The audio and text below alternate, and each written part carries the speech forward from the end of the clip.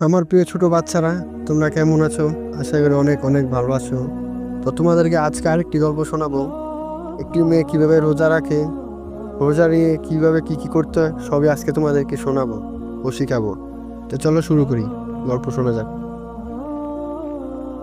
এই গল্পটি একটি ছোট মেয়ে রাহিমাকে নিয়ে ঘিরে, যে জীবনে প্রথমবারের মতো রেখেছে। সে খুবই আগ্রহ নিয়ে রোজা শুরু করে, কিন্তু দিনের বিভিন্ন সময় নানা চ্যালেঞ্জের মুখোমুখি হয়। ও তৃষ্ণা ও খিদা এবং বন্ধুরা লোভনীয় খাবার প্রস্তাব করে।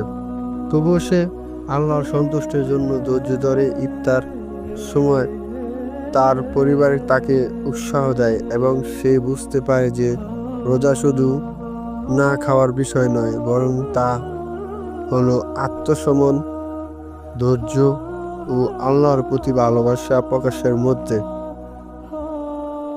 তো বাচ্চারা, আমরা এই গল্পতে কি শিখলাম?